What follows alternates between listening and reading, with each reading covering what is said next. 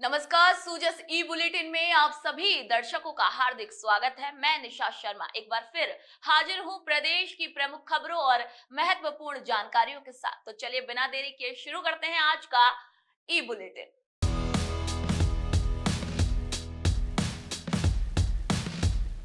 तो सबसे पहली खबर की ओर रुख करते हैं, जहां पर वंदे गंगा जल संरक्षण जन अभियान के जहां पर मुख्यमंत्री श्री भजनलाल शर्मा ने ये कहा है कि जल का कोई भी विकल्प नहीं है, यानी कि जल है तो कल है।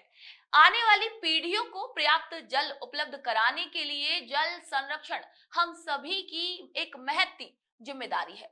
राज्य सरकार ने इसी उद्देश्य को ध्यान में रखते हुए 5 जून को विश्व पर्यावरण दिवस के अवसर पर प्रदेश भर में वंदे गंगा जल संरक्षण जन अभियान की शुरुआत की है।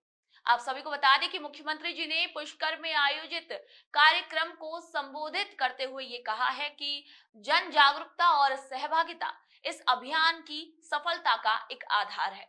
उन्होंने सभी प्रदेशवासियों से आह्वान भी किया है कि वे इस अभियान से अधिक संख्या में जुड़े, जिससे कि राजस्थान में पानी की जो कमी है वो ना रहे और हमारा प्रदेश हरियालो राजस्थान बन सके। तीर्थराज पुष्कर की पावन धरा से शुरू हुआ ये अभियान गंगा दशहरा के शुभ अवसर पर प्रारंभ हुआ। आपको बता दें कि माना जाता है कि गंगा मां का पृथ्वी पर अवतरण हुआ था और इसी दिन जलाशयों में स्वयं गंगा का वास होता है।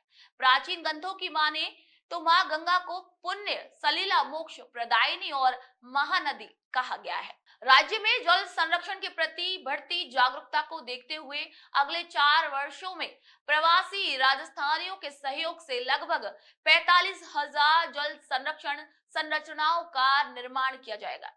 वित्त वर्ष 2025-26 के लिए प्रत्येक जिले में कम से कम 125 जल संरक्षण संरचनाओं सहित लगभग 5,000 संरचनाएं निर्मित करने का भी लक्ष्य तय किया गया है। आपको बता दें कि राजस्थान में परंपरागत जल संरचनाएं जैसे कि बावड़ियां, जोहड़, तालाब, कुएं सदियों से जल संरक्षण का एक अभिन्न हिस्सा रही हैं और अब यही परंपरा जन आंदोलन के रूप में फिर से जीवंत हो रही है। मुख्यमंत्री जी ने बताया है कि यशस्वी प्रधानमंत्री श्री नरेंद्र मोदी के कैच द रेन अभियान से प्रेरणा लेते हुए राज्य सरकार ने कर्म भूमि से मातृभूमि अभियान शुरू किया है और साथ ही एक पेड़ मां के नाम अभियान से प्रेरित होकर राज्य में पिछले वर्ष 7 करोड़ से अधिक पौधे भी लगाए गए थे और इस वर्ष काल में 10 करोड़ पौधे लगाने का भी लक्ष्य रखा गया है। आइए अब दूसरी खबर की ओर रुख करते हैं, जहां पर जन सुनवाई एक उम्मीद की किरण बन गई है। जी हां, आपको बता दें कि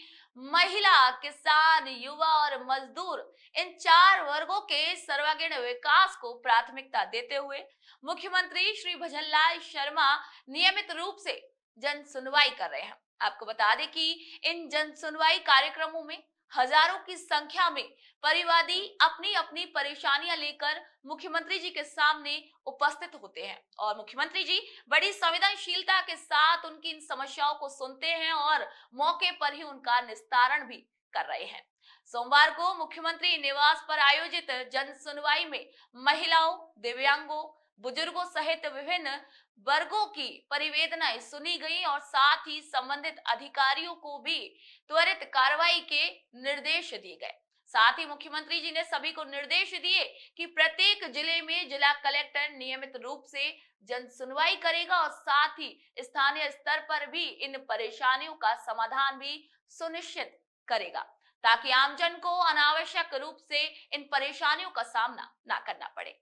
और इसी दौरान एक कैंसर पीड़िता प्रेमलता द्वारा इलाज की परेशानी को उठाने पर मुख्यमंत्री जी ने तुरंत अधिकारियों को निशुल्क इलाज के भी निर्देश दिए हैं। आपको बता दें कि जिससे अब प्रेमलता को जो इलाज है कैंसर का वो मुफ्त मिल सकेगा। मुख्यमंत्री जी ने सभी अधिकारियों को निर्देशित कर दिया है कि प्रत्येक परिवेदना का समयबद्ध समाधान किया जाए और आम जन से जुड़े कार्यों को पूरी जिम्मेदारी से निभाया जाए। चलिए अब अगली खबर की ओर रुख करते हैं, जहां ग्राम सेवा सहकारी समितियों का गठन होगा। आपको बता दें कि राज्य सरकार की बजट घोषणा के अनुसार सहकारिता विभाग की प्रमुख शासन सचिव और रजिस्ट्रार सहकारी समितियां श्रीमती मंजू राजपाल ने जानकारी दे दी है कि प्रदेश की शेष रही सभी ग्राम पंचायतों में ग्राम सेवा सहकारी समितियों का गठन किया जाएगा। इस संबंध में सचिवालय में वीसी के माध्यम से समीक्षा बैठक भी आयोजित कर अधिकारियों को निर्देश दिए गए हैं कि वे समिति की गठन के कार्य को गति दें और समय अवधि से पूर्व 100% लक्ष्य भी प्राप्त करें। समिति गठन की प्रक्रिया को सरल बनाने के लिए न्यूनतम सदस्य संख्या को 150 और न्यूनतम हिस्सा राशि को 1,50,000 रुपए कर दिया गया है। कम जनसंख्या घनत्व वाले जिलों में और भी अधिक शिथिलता दिए जाने पर भी विचार किया जा रहा है। आपको बता दें कि जिला परिषद सीईओ और पंचायती राज जो जनप्रतिनिधि है उनको भी पत्र लिखकर इस योजना की जानकारी दी जाएगी, जिससे कि अधिक से अधिक लाभार्थी इससे जुड़ सके। वहीं 1 अप्रैल के बाद से अब तक प्रदेश में लगभग 118 नवीन ग्राम सेवा सहकारी समितियों का गठन हो चुका है और जिन क्षेत्रों में खनन अधिक है या किसानों की संख्या बेहद कम है वहां महिला समितियों के गठन को भी प्राथमिकता दी जाएगी। वहीं आदिवासी क्षेत्रों की अगर बात करें तो वहां पर वन धन विकास केंद्रों के समन्वय से समितियों का गठन किया जाएगा। प्रमुख शासन सचिव ने यह स्पष्ट कर दिया है कि मौजूदा समितियों से सदस्य पृथक करने की बजाय 150 नए सदस्यों के आधार पर एक नई समिति गठन करने के प्रयास किए जाएं, जहां समिति के गठन के बाद प्रस्तावों को समय पर स्वीकृति के लिए भी भेजने के निर्देश भी अधिकारियों को दिए गए हैं। तो आज के सूजस ई बुलेटिन में फिलहाल इतना ही। कल फिर आप सभी से मुलाकात होगी प्रदेश की नई खबर और नई महत्वपूर्ण जानकारी के साथ। तब तक के लिए मुझे दीजिए इजाजत। नमस्कार।